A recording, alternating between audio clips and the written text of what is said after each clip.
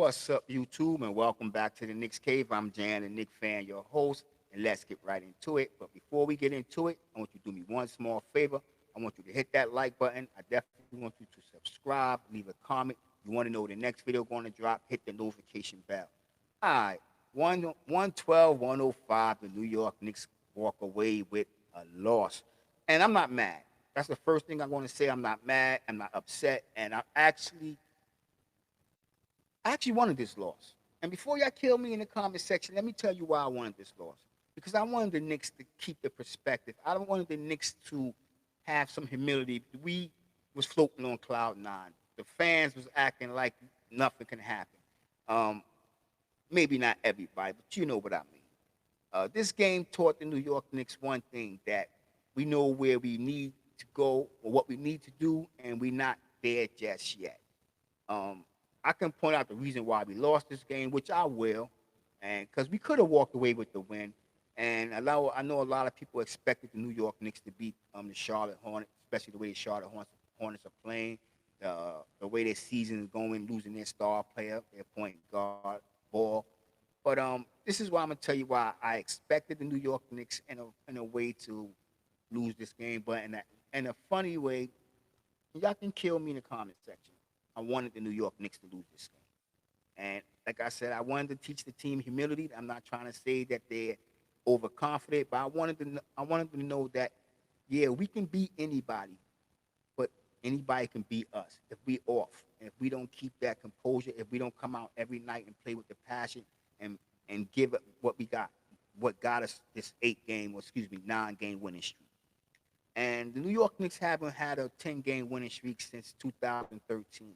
And I know a lot of fans, it would have been very good to have gotten that 10th win.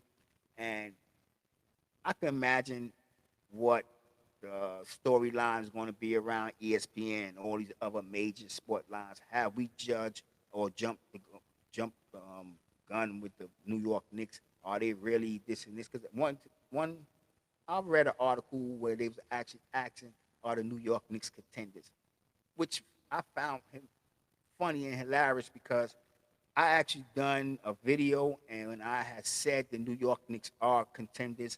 And if you go back and watch the video, I should have put it up reference, and I might do that in my next video. I know people thought I was crazy. I don't get that many views trying to get my views up. So the people who saw that video probably disagree with me, and some probably did. Which, matter of fact, some did. And I actually had a guy come back. I'm not sure to remember your name, bro, if you watch it. And he was told me I was right about what the Knicks coming to fourth, fifth, actually fifth. And like I said, I made this video a while back, and he hit me up 2 days ago, and he told me I was right. So I'm sorry. I should have went to the comments. I should have put your name up, bro. But I just thought of it this right now. But yes, and I'm not saying I'm going to be right about everything the New York Knicks do going further. But I can see things that, I'm gonna be honest, I don't think other people see on this team. I hear people complaining about Obi Toppin.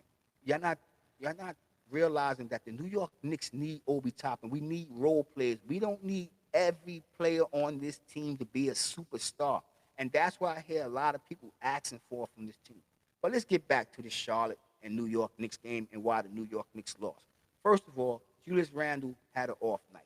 Some might would have said Jalen Bronson wasn't there, but you can't use that as a factor when we came out and played a terrific game against the Boston Celtics, winning a double overtime without the man. R.J. Barrett tonight had another great game. And I'm gonna break down RJ game and why he's so hot and cold in this video. Some of y'all might disagree, some of y'all might agree. But for one, it's that he's playing alongside Julius Randle and Jalen Brunson. And I know a lot of y'all gonna say, oh, but last year. We can't talk about last year. We only can talk about the future and what the future projects. And RJ Barrett can be a star in this league. He needs the playing time.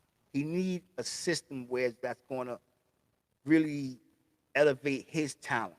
But I'm going to tell you right now, the second unit, this is why I like what Tibbs did. When RJ Barrett come in with that second unit, he gets to be the man. I know sometimes he's playing alongside Quickly. That's if Jalen Bronson's playing. It would be Quickly and RJ Barrett, the main focal on offense on the second unit. But tonight we had McBride out there, and I like what McBride can do when McBride get the opportunity. I am an advocate for this man playing. I know the addition of Josh Hart kind of pushed that to the side because we have a 9-man rotation. I'm going to get into all that. But R.J. Barrett can be that threat that I think he can be. Now, this is why we lost the game. Julius Randle off game and bad decision-making by our coach late in the fourth quarter. Because what I mean by that, we're going to break each quarter by quarter down. In that first quarter, we actually played the game in the Hornets' pace, and that's what had me worried. And I don't mean to contradict myself, but I said I actually wanted the Knicks to lose this game, but I still wanted the Knicks to win this game. I'm a Knicks fan. But I wanted the Knicks to lose this game, as I pointed out, just to keep them on track, keep them hungry, if someone would say. In that second quarter, the Knicks found their rhythm, and the game went to their pace. We outscored them 45-29. But it was in the third quarter where the Hornets made their move. But it was also in the third quarter where Tibbs made his move. By injecting the second unit, it kept us afloat. I'm not going to lie, it was a dog fight in the third quarter. That third quarter, Rozier came out, and he was hot for the first 4 or 5 minutes, which cut that lead almost to 5. They had 5 points. That 16-point lead got cut down to 5 points. We interjected second unit into that game. And like I said, I'm an advocate for McBride to be on the floor every time it is a game. And when he got on the floor, Terry Rozier game disappeared. We didn't hear no more Terry Rozier. But Haywood and Kelly Oubre did step up their game. Now, we went into the fourth quarter with a 2-point lead, 89-87. The starters was back on the floor. Here comes the bench again.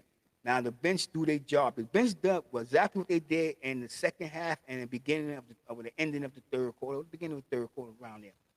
They created a lead. In the second half, they created a 16-point lead. And ending into that third quarter, going into the fourth quarter, we went into the quarter 2-point lead. By the time we got to 9 minutes, 6, 7 minutes into that fourth quarter, we had an 8-point lead, bouncing from 10-11. Yes, we was letting the Hornets stick around. But it was then, right then and there, around the 6, 7 minutes of the game, where the coach made his fatal mistake. And I'm not saying Randle ain't supposed to be in the game, because Randle been playing lights-out basketball. But he injects Randle and quickly back into the game.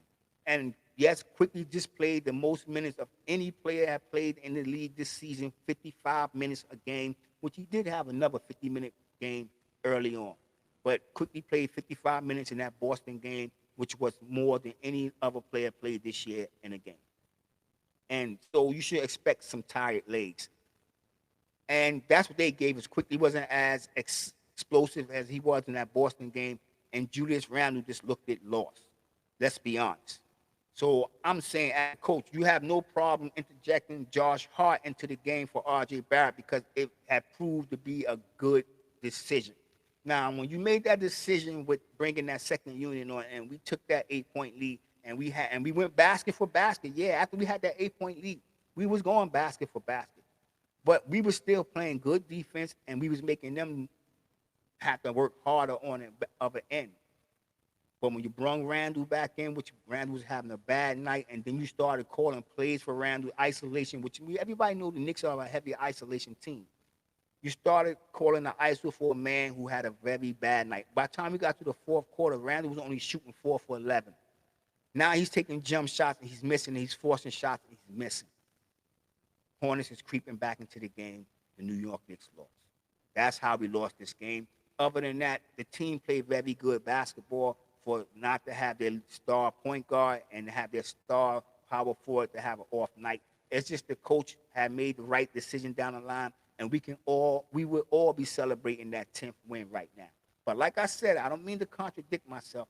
This was a loss I think the New York Knicks needed.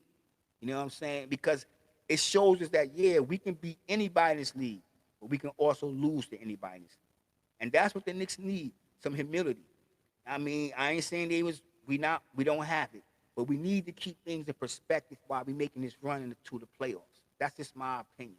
And so last night's game, although it was a loss, it was a good game. It was a game that taught the New York Knicks what they need to look for and what they need to keep doing, and they cannot take their foot off the brakes no matter what team or who they're playing.